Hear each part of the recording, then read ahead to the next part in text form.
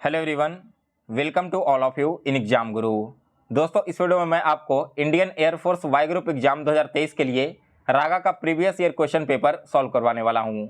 ये पेपर हूबहू आपके एग्जाम में पिछले साल पूछा गया था, तो आप सभी लोग इस टेस्ट को लास्ट तक जरूर सॉल्व करें। टेस्ट सॉल्व करने के बाद कंप्लीट आइडिया लग जाएगा कि आपके एग्जाम में क्वेश्चन कौन कौन से टॉपिक से आते हैं और इन क्वेश्चन का लेवल क्या रहने वाला है। इसके साथ ही दोस्तों, आप सभी लोग चैनल को भी जरूर सब्सक्राइब कर लें, क्योंकि आगे मैं आपको इसी तरह से इंग्लिश एंड रागा के अलग अलग सालों में पूछे गए ओरिजिनल क्वेश्चन पेपर का सॉल्यूशन करवाने वाला हूं। और दोस्तों, अगर आप इन सारे क्वेश्चंस का पीडीएफ डाउनलोड करना चाहते हैं तो पीडीएफ आप मेरे वेबसाइट examgurujob.in से डाउनलोड कर लेना। इसका लिंक मैंने वीडियो के डिस्क्रिप्शन बॉक्स में दे दिया है। चलिए दोस्तों, अब आज का वीडियो स्टार्ट करते हैं। तो सबसे पहला क्वेश्चन है यहाँ पर, किसी परीक्षा में उत्तीर्ण हुए लोगों में अस्मिता का ऊपर से स्थान 16वां तथा नीचे से 29वां है। 6 छात्रों ने परीक्षा छोड़ दी है और 5 छात्र उसमें से अनुत्तीर्ण रहे हैं, तो कक्षा में कुल कितने छात्र थे। एक क्लास के बारे में कुछ डेटा दिया गया है और डेटा में क्या कहा गया है कि किसी एक क्लास में अस्मिता का स्थान ऊपर से 16वां है। अब ऊपर से 16वां कहने का मतलब क्या है दोस्तों, कि इसके ऊपर में टोटल 15 विद्यार्थी और होंगे और इसी अस्मिता का स्थान नीचे से 29वां है। तो नीचे से 29वां कहने का मतलब क्या है कि 28 लोग इसके नीचे भी होंगे। तो अब आप बताओ कि इस पूरे लाइन में टोटल कितने व्यक्ति हैं। अगर नीचे से यहाँ तक 29 है और इसके नीचे मैंने आपको ऑलरेडी बता दिया कि 15 कैंडिडेट हैं, यानी कि उत्तीर्ण हुए लोगों की संख्या यहाँ पर 34 हो गई, 44 हो गया यहाँ पर उत्तीर्ण हुए लोगों की संख्या। ठीक है, फिर इसके बाद 6 छात्रों ने परीक्षा छोड़ दी थी, तो यहाँ पर टोटल 50 छात्र हो गए और 5 छात्र इसमें से क्या रहे थे, अनुपस्थित रहे थे। तो इन सभी को अगर आप ऐड करोगे तो ऐड करने के बाद इसका वैल्यू आएगा 55, यानी कि दोस्तों उस क्लास में टोटल विद्यार्थियों की संख्या 55 थी। डी ऑप्शन इस क्वेश्चन का करेक्ट आंसर है। दोस्तों, आपके एग्जाम में हूबहू ऐसा ही क्वेश्चन हर साल अलग अलग शिफ्टों में देखने को मिलता है। तो अगर आपने अभी तक इन सारे टॉपिक को कवर नहीं किया है तो जितनी जल्दी हो सके कवर कर लेना। और इस वीडियो को देखने के बाद भी तो आपको पता चल जाएगा कि आपके कौन कौन से टॉपिक वीक हैं और कौन से टॉपिक के क्वेश्चन आपसे सॉल्व हो रहे हैं। फिर इसके बाद अगला क्वेश्चन देखते हैं। तो नेक्स्ट है आपका डिस्टेंस एंड डायरेक्शन का क्वेश्चन। अब इस क्वेश्चन में देखो क्या कह रहा है कि रवि ने पूर्व की ओर चलना प्रारंभ किया। सबसे पहले मैं आपको यहाँ पर डायरेक्शन लिख देता हूँ। ऊपर में नॉर्थ हो गया, नीचे साउथ, राइट साइड में ईस्ट है और लेफ्ट साइड में वेस्ट हो गया। तो रवि सबसे पहले पूर्व की ओर चलता है। मान लो वो यहाँ से चलना प्रारंभ किया तो पूर्व की ओर चला। अब कह रहा है कि 1 किलोमीटर पूर्व चलने के उपरांत वो दक्षिण की ओर मुड़ जाता है और 5 किलोमीटर चलता है, यानी कि अब साउथ की ओर मूव किया और यहाँ पर 5 किलोमीटर का डिस्टेंस कवर किया है। पुनः वह पूर्व की ओर मुड़ता है और 2 किलोमीटर चलता है, यानी कि वापस से इस डायरेक्शन में मूव करने के बाद 2 किलोमीटर चला और फिर वो अंतिम बार उत्तर दिशा की ओर मुड़ने के बाद 9 किलोमीटर चलता है। तो उत्तर दिशा की ओर मुड़ कर 5 किलोमीटर यहाँ तक चला और 4 किलोमीटर इसके ऊपर में चला और वो 9 किलोमीटर चलने के बाद रुक जाता है। तो बताइए कि अपने प्रारंभिक बिंदु से वो कितनी दूरी पर है। प्रारंभिक बिंदु इसका यहाँ पर है, ये जाकर रुक गया इस पोजीशन पे। तो इन दोनों के बीच में डिस्टेंस हम कैसे निकालेंगे, देखिए इस लाइन को मिला दो और इस लाइन को मिला दो, तो ये आपका क्या बन गया, एक राइट एंगल ट्रायंगल बन गया ना, जिसमें से आपको पता है कि यहाँ पर इसका वैल्यू 2 है और इसका वैल्यू 1 है, यानी कि नीचे वाला यानी कि वेस्ट का वैल्यू टोटल 3 हो जाएगा और इधर का वैल्यू क्या हो जाएगा। तो यहाँ से लेकर यहाँ तक इसने 9 किलोमीटर चला था, जिसमें से 5 किलोमीटर तो आपका यही हो गया, तो ऊपर वाला आपका क्या हो जाएगा, 4 किलोमीटर हो जाएगा। तो अब देखिए 4 को 4 से मल्टीप्लाई करोगे तो 16 हो जाएगा और 3 को 3 से करोगे तो 9 हो जाएगा। 16 और 9 क्या हो गया, 25 अंडर रूट में आएगा। यहाँ पर हाइपोटेनस का वैल्यू में निकालना है तो हाइपोटेनस इक्वल टू यहाँ पर हो जाएगा 5 सेंटीमीटर। तो यहाँ पर दोस्तों इन दोनों के बीच में जो शॉर्टेस्ट डिस्टेंस है उसका वैल्यू यहाँ पर 5 का है। ऑप्शन नंबर बी इस क्वेश्चन का करेक्ट आंसर है। अगर आपसे एग्जाम में यह पूछा जाए कि उसके बीच का शॉर्टेस्ट डिस्टेंस क्या है, तब आप इसी फॉर्मूले को यूज करके क्वेश्चन को सॉल्व करोगे। और यह पूछा जाए कि कितनी दूरी तय किया है, तब यहाँ पर जितने भी डिस्टेंस कवर किए थे 1 किलोमीटर, 2 किलोमीटर, 5 किलोमीटर, ऐसे करके उन सारे डिस्टेंस को ऐड करके आपको फाइनल वैल्यू बताना होगा। सभी को क्लियर है क्वेश्चन नंबर 2। फिर इसके बाद अगला क्वेश्चन है। इस क्वेश्चन में कहा गया है कि शरीर, कान और मुंह के संबंध को सही तरीके से व्यक्त करने वाला रेखा चित्र कौन सा होगा। ऐसा क्वेश्चन भी मैंने हर शिफ्ट में पूछते हुए देखा है। तो देखिए शरीर यहाँ पर है, कान है और मुंह है। ये जो कान और मुंह है दोनों के दोनों क्या हैं, शरीर का ही एक पार्ट है ना। तो शरीर के लिए हम एक बड़ा सा वेन डायग्राम बनाएंगे और इसके अंदर कान और मुंह आ जाएगा। ये दोनों आपस में किसी भी प्रकार का संबंध नहीं रखते, इसीलिए ओवरलैप नहीं करेगा। तो अगर आप ऑप्शन को देखोगे ना तो ऑप्शन नंबर सी इस क्वेश्चन का करेक्ट आंसर है। फिर इसके बाद अगला क्वेश्चन है, यहाँ पर आपको बताना है कि प्रश्नवाचक चिन्ह के स्थान पर कौन सा नंबर आने वाला है। तो देखिए यह सीरीज कैसे आगे बढ़ रही है। 7 और 18 के बीच में सबसे पहले रिलेशन फाइंड करो। तो 7 गुना 2 क्या होता है, 14 हो जाएगा, और 14 में अगर आप 4 ऐड करोगे तो आपको 18 मिल जाता है। सिमिलरली अगर हम 18 और 40 के बीच में देखें तो 18 गुना 2 क्या हो जाएगा, 36, और इस 36 में 4 ऐड करोगे तो आपको मिल जाएगा 40। फिर यहाँ पर हम क्या करेंगे, 40 गुना 4 तो हमारा क्या हो जाएगा 160, और 160 में यहाँ पर 40 गुना 2 करना है ना, तो 40 गुना 2 क्या हो जाएगा 80, 80 में 4 ऐड करोगे तो आपको मिलेगा 84, यानी कि क्वेश्चन मार्क की जगह पर 84 आना चाहिए। अब 84 का आप डबल करके देख लो तो ये आपका 168 हो जाएगा, और 168 में 4 ऐड करने पर 172 मिल जाएगा। सिमिलरली आप इससे आगे बढ़ोगे तो 348 मिल जाएगा। तो इस क्वेश्चन का बी ऑप्शन करेक्ट आंसर है। फिर इसके बाद है क्वेश्चन नंबर 25, यदि ए बी की बहन है, सी बी की माँ है, डी सी का पिता है और ई डी की माँ है, तब ए का डी से क्या संबंध होगा। देखिए ए जो है वो बी की बहन है, तो ए को हमने यहाँ पर सर्कल में कर दिया और बी हमने यहाँ पर लिख दिया। ये क्या है, आपस में सिबलिंग है। अब हमें पता नहीं है कि बी इसका ब्रदर है या फिर सिस्टर है, तो ऐसे ही छोड़ दिया। फिर क्या कहा कि जो सी है वो बी की माँ है, सी यहाँ पर क्या हो गई, इसकी माँ हो गई। इसके बाद कहा है कि डी सी का पिता है, तो सी के पिता यहाँ पर डी हो गए। जितने भी मेल हैं उन्हें मैंने स्क्वायर में रखा है और जितने भी फीमेल हैं उन्हें मैंने सर्कल में रखा है। फिर कहा है कि जो ई है वो डी की भी माँ है, तो ई क्या हो गई, डी की माँ हो गई। तो बताना है कि ए का डी से क्या संबंध है। ए देखिए क्या है, सी का यहाँ पर बेटी है ना, और सी किसकी बेटी है, डी की, तो डी और ए के बीच में पोती का संबंध होगा, यानी कि बी ऑप्शन इस क्वेश्चन का करेक्ट आंसर है। फिर इसके बाद अगला क्वेश्चन है 26 नंबर, शब्दों के विषम युग को पहचाना चुनिए। आयतन का संबंध लीटर से, दबाव का संबंध बैरोमीटर से, लंबाई मीटर के साथ और अवरोध ओम के साथ। तो अवरोध यानी कि रेसिस्टेंस का ऐसा यूनिट क्या होता है, ओम हो जाएगा। लेंथ का ऐसा यूनिट मीटर, वॉल्यूम का ऐसा यूनिट लीटर। लेकिन अगर आप दबाव यानी कि प्रेशर का ऐसा यूनिट यहाँ पर देखोगे तो वो आपका पास्कल होना चाहिए।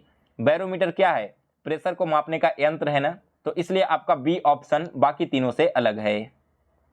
फिर इसके बाद अगला क्वेश्चन, निम्नलिखित श्रृंखला को सही विकल्प द्वारा पूर्ण कीजिए। एक सीरीज दिया गया है, आपको बताना है कि इस सीरीज में अगला टर्म कौन सा आने वाला है। तो देखिए इस सीरीज को हम अल्टरनेट वे में लेके चलेंगे। जैसे देखो 3 गुना 2 आप करोगे तो 6 हो जाएगा, 6 गुना 3 18, तो इसके बाद क्या होगा 18 गुना 4 72, उसी प्रकार से 2 गुना 4 8, 8 गुना 5 40, ऐसे चल रहा था सीरीज ना। तो क्वेश्चन मार्क की जगह पर 72 आएगा। सी ऑप्शन इस क्वेश्चन का करेक्ट आंसर है। फिर इसके बाद है 28 नंबर। 28 नंबर क्वेश्चन में दोस्तों आपको साइन इंटरचेंज करना है। जैसे प्लस का जगह डिवाइड कर देना है, डिवाइड की जगह गुना कर देना है, गुना जहां पर लिखा होगा उसकी जगह प्लस लिख देना है, और जहां पर डिवाइड लिखा होगा उसकी जगह माइनस कर देना है। तो देखिए यहाँ पर साइन को हम कैसे कैसे इंटरचेंज करेंगे। सबसे पहले क्या दिया गया है, सबसे पहले यहाँ पर साइन इंटरचेंजिंग में दिया गया है 6 डिवाइडेड बाई 10। तो 6 को अगर आप 10 से डिवाइड करोगे तो यह क्या हो जाएगा, 6 माइनस 10 हो जाएगा, क्योंकि डिवाइड की जगह 10 लिखना है। फिर इसके बाद है माइनस 10 के बाद -4, लेकिन माइनस को क्या लिखना है, यहाँ पर माइनस को यहाँ पर हमें लिखना है गुना, तो हमने क्या कर दिया गुना 4 कर दिया। फिर इसके बाद क्या है, गुना 12 है, लेकिन गुना को प्लस लिखना है ना, तो प्लस हमने 12 लिख दिया। और फिर लास्ट में -6 है, लेकिन माइनस को डिवाइड लिखना है तो हमने डिवाइडेड बाई 6 कर दिया। अब देखिए 6 माइनस 10 गुना 4 क्या हो जाएगा 40, और प्लस में 6 से 12 कटेगा 2 बार में, तो यहाँ पर 2 लिख दिया। तो 6 और 2 8, और 8 में से अगर 40 घटेगा तो -32 आंसर आएगा। तो इस क्वेश्चन का ए ऑप्शन करेक्ट आंसर है। फिर इसके बाद अगला क्वेश्चन है 29 नंबर, निम्नलिखित में से सही विकल्प का चयन कीजिए। जैसे महासागर संबंधित है प्रशांत महासागर से, वैसे ही द्वीप किससे संबंधित होगा। तो दोस्तों देखिए प्रशांत महासागर क्या है, एक महासागर है, उसी प्रकार से जो ग्रीनलैंड है ना वो एक आपका द्वीप है, यानी कि ए ऑप्शन इस क्वेश्चन का करेक्ट आंसर है। फिर इसके बाद अगला क्वेश्चन 30 नंबर। 30 नंबर क्वेश्चन में कहा गया कि निम्नलिखित आकृतियों में से कौन शेष से भिन्न है। 4 आकृतियां दी गई है, आपको बताना है कि इनमें से कौन सा एक फिगर बाकी तीनों से अलग होगा। तो देखिए यहाँ पर एक पेंटागोन है और इसके अंदर में जो फिगर बना हुआ है ना वो भी आपका पेंटागोन है। ये आपका सर्कल है, इसके अंदर भी बना हुआ फिगर सर्कल है। ये आपका रेक्टेंगल है और इसके अंदर भी रेक्टेंगल बना हुआ है। लेकिन अगर आप सी ऑप्शन को देखोगे तो बड़ा फिगर आपका ट्रेंगल है और बीच में रेक्टेंगल है। तो ये बाकी तीनों से अलग है, क्योंकि बाकी तीनों में बाहरी फिगर और अंदर के जो फिगर है वो दोनों के दोनों समान हैं। तो सी ऑप्शन इस क्वेश्चन का सही जवाब है। फिर इसके बाद अगला क्वेश्चन है 31 नंबर। 31 नंबर क्वेश्चन में कह रहा है कि उस आकृति का चयन करें जो दी गई श्रेणी में प्रश्नवाचक चिन्ह को प्रतिस्थापित करेगी। तो देखिए यहाँ पर सीरीज कैसे आगे बढ़ रहा है। अगर आप प्लस को देखोगे ना तो इस कोने को छोड़ करके मिडिल में आ गया है, फिर इस कोने को छोड़ करके मिडिल में आ गया है, तो अब इस कोने को छोड़ करके यहाँ पर मिडिल में प्लस आ जाएगा। यानी कि अगर आप इसे बनाओगे तो यहाँ पर आपका प्लस आएगा। फिर देखिए सर्कल था, स्क्वायर था, इसके बाद क्या हो गया, स्क्वायर और सर्कल यानी कि आपस में इंटरचेंज हो गया। तो उसी प्रकार से स्क्वायर और सर्कल है ना, तो यहाँ पर क्या आ जाएगा, सर्कल आ जाएगा और यहाँ पर हमारा स्क्वायर आ जाएगा। यानी कि बी ऑप्शन इस क्वेश्चन का करेक्ट आंसर है। फिर इसके बाद अगला क्वेश्चन है 32 नंबर। 32 नंबर क्वेश्चन में भी आपको अगली श्रृंखला में कौन सा फिगर आएगा यह बताना है। तो देखिए यहाँ पर देखोगे तो 2 लाइन ऐसे खींचा गया है और 1 लाइन ऐसे है, फिर 2 लाइन ऐसे है और 1 लाइन इधर से है, इसमें 3 लाइन ऐसे है और इधर से 2 लाइन है, इसमें भी आपका 3 लाइन है और इधर से 2 लाइन है। तो अब जो अगला फिगर आएगा ना उसमें इस प्रकार से 4 लाइन बनेगा और इस 4 लाइन के साथ में 3 आपके मिडिल फिगर बनेंगे। तो डी ऑप्शन इस क्वेश्चन का बिल्कुल सही जवाब है। इसके बाद अगला क्वेश्चन है 33 नंबर। 33 नंबर क्वेश्चन में कह रहा है कि नीचे दी गई आकृति श्रृंखला में आने वाली अगली आकृति का चयन करें। यहाँ पर भी आपको क्वेश्चन मार्क की जगह पर करेक्ट फिगर बताना है। तो देखिए यहाँ पर हो क्या रहा है ना कि ए वाला जो एरो है ना वो पहले ऐसे था, फिर इस साइड में आ गया, फिर इधर आया है ना, तो अगला एरो फिर से इस साइड में बनेगा। इसके बाद ट्रायंगल देखोगे तो ऊपर में है, फिर इधर आ गया, फिर ऊपर में है, यानी कि फिर से आपका ट्रायंगल इधर आ जाएगा। अब जो स्टार दिया गया है ना पहले वो किस साइड था, ऊपर में था, फिर स्टार नीचे में आया, फिर ऊपर में गया है, तो फिर स्टार हमारा कहाँ आ जाएगा, इन दोनों पॉइंट पर आ जाएगा। तो इस क्वेश्चन का ऑप्शन नंबर ए जो है वो बिल्कुल करेक्ट फिगर है। इसके बाद अगला क्वेश्चन है 34 नंबर। 34 नंबर क्वेश्चन में कह रहा है कि यहाँ पर भी क्वेश्चन मार्क की जगह पर कौन सा फिगर आने वाला है। तो इस फिगर को बड़ा ध्यान से देखिए। आपको बीच में क्या दिख रहा है, एक ट्रायंगल लगा हुआ एरो दिख रहा है ना, जो कि नीचे आ गया है, और ट्रायंगल जो इसके टेल में था यानी कि पीछे साइड में था वो अब आगे आ गया है, फिर एक स्टेप बढ़ करके ऊपर चला गया है और वापस से इसके टेल में लग गया है जाकर ट्रायंगल, फिर इसके बाद अगली सीरीज में वो मिडिल में आ गया है। तो अब जो हमारा अगला बॉक्स बनेगा ना उसमें ट्रायंगल नीचे तो आएगा लेकिन ये इसके टेल में होगा, ठीक है। फिर इसके बाद क्या आएगा, ये जो आपको दिख रहा है ना ऊपर वाला फिगर वो आपको मिडिल में आ जाएगा और इसका भी एरो चेंज हो जाएगा, और जो नीचे आपको दिख रहा है ना वो ऊपर में सबसे चला जाएगा और इसका इस प्रकार से चेंज हो जाएगा। यानी कि एक एक स्टेप सारे जो यहाँ पर लाइन दिए गए वो आगे इंक्रीज कर रहे हैं। तो इस क्वेश्चन का option number A correct answer है। इसके बाद अगला क्वेश्चन है 35 नंबर। 35 नंबर क्वेश्चन में कह रहा है कि क्वेश्चन मार्क की जगह पर कौन सा फिगर आने वाला है। तो देखिए सबसे पहले हम शेडेड रीजन को देखते हैं। यहाँ पर शेडेड रीजन है ना, एक गैप को छोड़ करके क्या हुआ, आगे बढ़ गया। तो फिर इसके बाद क्या किया, 2 गैप को छोड़ करके यहाँ गया, फिर 1 2 3 गैप करके छोड़ कर यहाँ गया। तो अब जो अगला फिगर आएगा ना 1 2 3 और 4 को छोड़ करके वो इस साइड में आएगा। इसके अलावा जो डॉट है ना वो एक एक खाना आगे बढ़ते चला जा रहा है। तो आपका जो राइट आंसर है इस क्वेश्चन का वो है आपका ऑप्शन नंबर बी। देखिए डॉट यहाँ पर था ना तो लास्ट यहाँ पर आ गया, और शेडेड रीजन तो मैंने आपको पहले ही बता दिया था कि कौन सा बॉक्स आने वाला है। तो ये था दोस्तों आपका टोटल 15 रीजनिंग के क्वेश्चंस। अब देखते हैं मैथ्स में क्या क्या क्वेश्चन पूछे गए थे। तो मैथ्स का पहला ही बहुत ही शानदार क्वेश्चन है दोस्तों, और ये क्वेश्चन अभी हाल फिलहाल में भी कोस्ट गार्ड नेवी के जो एग्जाम हुए थे उसमें रिपीट हुआ है, प्लस मई में जो एयरफोर्स वाई ग्रुप का एग्जाम हुआ था वहाँ पर भी 2-2 शिफ्ट में इससे क्वेश्चन पूछ लिए गए हैं। देखिए इस क्वेश्चन को कैसे सॉल्व करना है। यदि किसी आयत की लंबाई 40% बढ़ा दी जाए तथा चौड़ाई 20% घटा दी जाए तो उस आयत का क्षेत्रफल कितना बढ़ जाता है। देखिए यहाँ पर क्या करना है, सबसे पहले लेंथ बढ़ा रहा है और विड्थ को डिक्रीज कर रहा है। तो एक फॉर्मूला यहाँ पर होता है दोस्तों, जब भी इस तरह के क्वेश्चन आपको देखने को मिले, फॉर्मूला क्या है, x + - y into x + - y बटा 100। सॉरी यहाँ पर प्लस और यहाँ पर इंटू हो जाएगा, जहाँ पर x आपका लेंथ हो गया और y आपका विड्थ हो गया। जो बढ़ रहा है उसके आगे प्लस, जो घट रहा है उसके आगे माइनस। तो सबसे पहले हम यहाँ पर लिख देंगे 40, फिर यहाँ पर माइनस आ जाएगा 20, माइनस 40 इंटू 20 डिवाइडेड बाई 100। तो 40 में से 20 गया, कितना बचेगा? 20 बचेगा। और 20 में से हम और कितना माइनस करेंगे? तो 20 में से और यहाँ पर हमें माइनस करना होगा कितना? 2 शून्य से 2 शून्य कट गया, और 4 गुना 2 8। तो 20 में से 8 माइनस करने पर 12 मिलेगा, यानी कि डी ऑप्शन इस क्वेश्चन का करेक्ट आंसर है। सो गाइज, इस आयत का जो क्षेत्रफल है वो 12% बढ़ जाता है अगर हम इसकी लंबाई को 40% बढ़ा दें और चौड़ाई को 20% घटा दें तो। फिर इसके बाद अगला क्वेश्चन है 38 नंबर। 38 नंबर क्वेश्चन देखिए क्या कह रहा है कि, एक मिनट रुक जाओ। एक रेलगाड़ी एक खंभे को 12 सेकंड में तथा 170 मीटर लंबाई के पुल को 36 सेकंड में पार करती है, तो रेलगाड़ी की चाल क्या है? मान लीजिए कि रेलगाड़ी की चाल x किलोमीटर है, तो डिस्टेंस कितना हो गया? डिस्टेंस करने का मतलब है कि रेलगाड़ी की लंबाई वो आपका 12x हो जाएगा। कैसे होगा? तो डिस्टेंस इक्वल टू होता है speed into time. Time 12 second दिया गया है और स्पीड हमने x मान लिया, तो इस हिसाब से देखोगे तो हमारा डिस्टेंस क्या हो गया, यानी कि ट्रेन का लेंथ वो हमारा हो गया 12x। फिर इसके बाद कह रहा है कि 170 मीटर लंबे पुल को पार करना है, तो हम इसे कैसे लिखेंगे? 170 ये आपका क्या हो गया? पुल की लंबाई, और इसके साथ साथ 12x आपकी ट्रेन की लंबाई हो गई।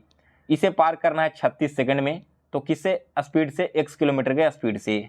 तो यहाँ पर आप निकाल सकते हो 170 प्लस 12x बराबर 36x। तो यहाँ पर 170 बराबर क्या हो जाएगा? 24x हो जाएगा, क्योंकि 36 में से 12 घटेगा। तो अब हम क्या लिखेंगे? 170 बटा 24 बराबर x।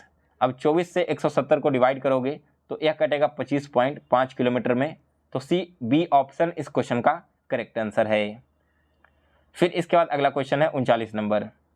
यदि दो बेलनों के आधार की त्रिज्याओं का अनुपात 3:4 है तथा उनकी ऊंचाइयों का अनुपात 4:9 है, तो उनके आयतनों का अनुपात क्या होगा? दो बेलन है यानी कि सिलेंडर, और इनका रेडियस का दिया गया है रेशियो और इनके हाइट का रेशियो दिया गया है, तो बताना है कि वॉल्यूम का रेशियो क्या होगा। तो volume of first cylinder divided by volume of second cylinder equal to क्या होता है? वॉल्यूम ऑफ सिलेंडर होता है pi r square h divided by pi r square h. तो पाई से तो पाई कट गया, आर स्क्वायर बटा आर स्क्वायर। एक आर हमारा 3 है, यानी कि 3 का स्क्वायर क्या होगा? 9 हो जाएगा, और नीचे में एक है 4, तो 4 का स्क्वायर 16 हो जाएगा। इनटू में क्या करेंगे? H divided by H. तो पहला हमारा हाइट 4 है और दूसरा हाइट 9 है। 9 से 9 कैंसिल हो गया, 4 से 16 कटेगा 4 बार में। यानी कि दोस्तों यहाँ पर वॉल्यूम 1 और वॉल्यूम 2 का जो रेशियो है वो अब 1/4 का आ रहा है। तो सी ऑप्शन इस क्वेश्चन का करेक्ट आंसर है। फिर इसके बाद अगला क्वेश्चन है 40 नंबर। 640 छात्रों के किसी स्कूल में लड़कों तथा लड़कियों की संख्या 5:3 है। यदि 30 और लड़कियां स्कूल में शामिल कर ली जाए तो कितने लड़के और शामिल किए जाने चाहिए ताकि लड़के तथा लड़कियों का अनुपात 14:9 हो जाए? तो देखिए, टोटल 640 छात्र हैं और इनका रेशियो क्या है? 5/3। तो 640 को हम ऐसे लिख सकते हैं ना, तो यहाँ पर क्या हो जाएगा? x का वैल्यू 80 हो जाएगा, यानी कि लड़के और लड़कियों की संख्या क्या हो गई? 80 गुना 5 400 और 80 गुना 3 240। तो हम यहाँ पर लिख देते हैं boys divided by girls equal to क्या हो जाएगा?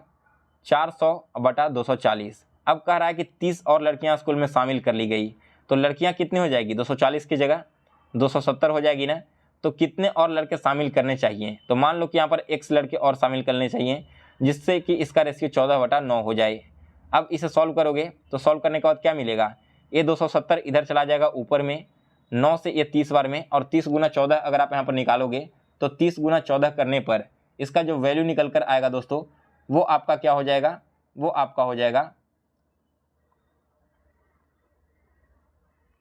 420। और इधर क्या है? 400 है ना, तो दोनों को माइनस कर दो, तो यहाँ से आ जाएगा 20। अब क्वेश्चन में यह पूछा गया कि कितने लड़के ऐड करने चाहिए थे, तो टोटल यहाँ पर x का वैल्यू 20 आया, यानी कि 20 लड़के को यहाँ पर ऐड करना चाहिए था। तो सी ऑप्शन इस क्वेश्चन का करेक्ट आंसर है। फिर इसके बाद अगला क्वेश्चन है 41 नंबर। यदि किसी वस्तु को उसके लागत मूल्य से 10% कम पर बेचता है, यदि उसने उस वस्तु को 332 रुपये अधिक से बेचा होता तो उसको 20% का लाभ होता, तो वस्तु का वास्तविक विक्रय मूल्य क्या होगा? देखिए इस क्वेश्चन को कैसे सॉल्व करते हैं। सबसे पहले यहाँ पर क्या कहा गया है ना कि एक वस्तु को 10% कम प्राइस पे बेचता है और अगर उसे 20% ज़्यादा पर बेचे तब 332 का लाभ हो रहा है। तो देखिए 10% कम पर बेचा और 20% ज़्यादा पर, यानी कि डिफरेंस टोटल कितने का हो गया, 30% का ना। और ये जो 30% का डिफरेंस है ये आपका 332 के बराबर है। तो यहाँ से हम इसका 100% निकाल लेंगे, यानी कि कॉस्ट प्राइस। तो ये कैसे निकलेगा, ये कटेगा यहाँ पर 332 से 3320 डिवाइडेड बाई 3, ये क्या हो गया, ये इसका हो गया कॉस्ट प्राइस। अब हमें क्या पता करना है कि इसे 10% कम पर बेचता है ना, यानी कि इसका 90%, क्योंकि हमें ओरिजिनल एसपी निकालना था। अब इसे आप सॉल्व करोगे तो ये आपका कटेगा 30 बार में, ये आपका कटेगा 0 से 0 बार में। तो ये क्या हो गया 996/10, यही आपका क्या हो गया यहाँ पर दोस्तों रेशियो। तो यहाँ पर अगर आप देखोगे ध्यान से तो ऑप्शन नंबर बी इस क्वेश्चन का करेक्ट आंसर है। फिर इसके बाद अगला क्वेश्चन है 42 नंबर। 12 संख्याओं का औसत 42 है, अंतिम 5 संख्याओं का औसत 40 है और पहली 4 संख्याओं का औसत 44 है। छठी संख्या 5वीं संख्या से 6 कम है और 7वीं संख्या से 5 कम है, तो 5वीं और 7वीं संख्याओं का औसत क्या होगा। तो देखिए दोस्तों यहाँ पर 12 संख्याओं का औसत कितना है, 42 दिया गया है ना। तो 12 संख्याओं का औसत अगर 42 है तो इसे हम यहाँ पर कैलकुलेट करेंगे, 12 गुना 42 तो हमें मिल जाएगा क्या 504, यानी कि जो 12 संख्या है इनका सम क्या है 504 है। फिर इसके बाद अंतिम 5 संख्याओं का औसत 40 है, यानी कि अंतिम के जो 5 संख्या है उनका सम 200 हो जाएगा और पहली 4 संख्याओं का औसत 44 है, तो ये आपका हो जाएगा 176। ऐड करोगे तो 376 हो जाएगा। ये किस में से घटा, ये घट गया आपका 504 में से। तो 504 में से 376 घटने पर वैल्यू आएगा 128। यहाँ पर 128 बचा हुआ रह गया कौन कौन सा, 5वां, 6ठा और 7वां नंबर। अब मान लो कि हमारा जो 6ठा नंबर है वो x है, तो 5वां नंबर क्या हो जाएगा, जो छठी संख्या है वो 5वीं से 6 कम है ना, कि आपका हो जाएगा x + 6 और 7वां संख्या हो जाएगा x + 5 और इन तीनों का जो सम है वो 128 के बराबर आना चाहिए। तो यहाँ से हम x का वैल्यू निकाल लेंगे। देखिए 3x + 5 = 128, तो 3x = क्या हो जाएगा, एक्चुअली यहाँ पर 6 और 5 है ना, यानी कि 11 लिख देते हैं। 128 में से अगर आप 11 घटाओगे तो 117 आएगा। तो यहाँ से x का वैल्यू आ जाएगा कितना 39। x का वैल्यू हमने 39 निकाल लिया। हमें रेशियो निकालना है 5वां और 7वां संख्या का। तो x का वैल्यू अगर 39 है और 5वां संख्या x + 46 है, 6 है, यानी कि आपका क्या हो जाएगा 45 हो जाएगा और 7वां संख्या x + 5 है, यानी कि 39 + 5 क्या हो जाएगा 44 हो जाएगा। तो यही दोस्तों इसका टोटल नंबर हो गया। दोनों को ऐड कर दो 45 और 44, तो आपका 89 हो जाएगा। और 89 का अगर आप एवरेज निकालोगे, क्योंकि यहाँ पर एवरेज पूछा गया दोनों का, तो इसका एवरेज क्या हो जाएगा 44.5। दैट मीन्स कि बी ऑप्शन इस क्वेश्चन का बिल्कुल करेक्ट आंसर है। इसके बाद अगला क्वेश्चन है 43 नंबर। यदि 120 को x% कम कर दिया जाए तो वही परिणाम प्राप्त होगा जो 40 को x% बढ़ाने पर प्राप्त होता है। तब 210 का x% 180 के x + 20% से कितना प्रतिशत कम होगा। अब दोस्तों ये क्वेश्चन आपको खुद से सॉल्व करना है, मैं आपको इसका सॉल्यूशन नहीं करवाने वाला हूँ। वैसे मैं आपके हिंट के लिए बस इतना बता देता हूँ कि कैसे इस क्वेश्चन को सॉल्व करना है। देखिए 120 माइनस 120 का x% बराबर हो जाएगा 40 माइनस 40 का x%। यहाँ पर 40 + 40 का x% हो जाएगा। तो यहाँ से आप x का वैल्यू निकाल लोगे और उस x के वैल्यू से फिर आप 120 का x% निकाल लेना और 180 का x + 20% निकाल लेना। दोनों का यहाँ पर परसेंटेज पूछा गया है। इसका राइट आंसर होगा दोस्तों कौन सा, राइट आंसर इसका हो जाएगा ऑप्शन नंबर ए। तो आप सभी लोग खुद से सॉल्व करना और फिर देखना कि आपका राइट आंसर आ रहा है या फिर नहीं आ रहा है। इसके बाद अगला क्वेश्चन है सामान्य ज्ञान का। तो सामान्य ज्ञान में देखिए क्या क्या क्वेश्चन पूछे गए हैं। सबसे पहले तो भांगड़ा किस राज्य का नृत्य है। दोस्तों ये जो भांगड़ा है वो किस राज्य का नृत्य है, ये नृत्य है पंजाब का, यानी कि ए ऑप्शन इस क्वेश्चन का करेक्ट आंसर है। यहाँ पर आपको मैं बता दूं दोस्तों कि ये जो भांगड़ा नृत्य है ना, आमतौर पर पंजाबियों के द्वारा बैसाखी त्यौहार के दौरान मनाया जाता है। और बैसाखी त्यौहार क्या होता है, तो जो फसल पैदा होते हैं ऑटम सीजन में, उस समय फसल को काटने के बाद ये लोग ये त्यौहार मनाते हैं। इसके बाद अगला क्वेश्चन है 45 नंबर। 1687 में जब औरंगजेब ने गोलकुंडा किले पर अधिकार किया उस समय गोलकुंडा का शासक कौन था। दोस्तों 1687 में गोलकुंडा का शासक था अबुल हसन कुतुब शाह, यानी कि ए ऑप्शन इस क्वेश्चन का करेक्ट आंसर है। इसके बाद 46 नंबर क्वेश्चन है, मलेशिया में स्थित किंटा घाटी किसके लिए प्रसिद्ध है। दोस्तों ये जो किंटा घाटी है यह प्रसिद्ध है टीन के उत्पादन के लिए। फिर इसके बाद अगला क्वेश्चन 47 नंबर, फायर अलार्म में निम्नलिखित में से किसका उपयोग किया जाता है। दोस्तों फायर अलार्म में उपयोग किया जाता है फोटो सेल का, यानी कि ए ऑप्शन इस क्वेश्चन का करेक्ट आंसर है। इसके बाद अगला क्वेश्चन है 48 नंबर, भारतीय संविधान का कौन सा अनुच्छेद केंद्रीय सतर्कता आयोग का वर्णन करता है। तो दोस्तों ये वर्णन करता है आपका आर्टिकल, इनमें से कोई नहीं। एक्चुअली में दोस्तों ये जो आपका सीवीसी है ना, यानी कि केंद्रीय सतर्कता आयोग, ये आपका एक नॉन कॉन्स्टिट्यूशनल बॉडीज है और इसकी स्थापना 1964 में की गई थी। साथ ही में दोस्तों यह किसी भी मंत्रालय या फिर किसी भी विभाग के अधीन नहीं आता है। यह केवल और केवल जो हमारे देश की संसद है यानी कि पार्लियामेंट, उसके प्रति उत्तरदायी होता है। इसके बाद अगला क्वेश्चन है 49 नंबर, राष्ट्रीय चंबल अभयारण्य निम्नलिखित में से किस राज्य का हिस्सा नहीं है। दोस्तों यह जो आपका चंबल अभयारण्य है ना, यह फैला हुआ है उत्तर प्रदेश, मध्य प्रदेश और राजस्थान में। ये आपका हरियाणा के अंतर्गत नहीं आता है, तो सी ऑप्शन इस क्वेश्चन का करेक्ट आंसर है। इसके बाद अगला क्वेश्चन है 50 नंबर, वर्ष 1987 में संयुक्त राष्ट्र में पर्यावरण से संबंधित एक प्रतिवेदन की प्रस्तुति के उपरांत धारणीय विकास पर चर्चा आरंभ हुई। वह प्रतिवेदन क्या था। दोस्तों इस प्रतिवेदन का नाम था आवर कॉमन फ्यूचर, यानी कि बी ऑप्शन इस क्वेश्चन का करेक्ट आंसर है। तो ये था दोस्तों आपका रागा का complete previous year question paper का सेट। वीडियो समाप्त करने से पहले दोस्तों एक छोटी सी इन्फॉर्मेशन है आप सभी के लिए।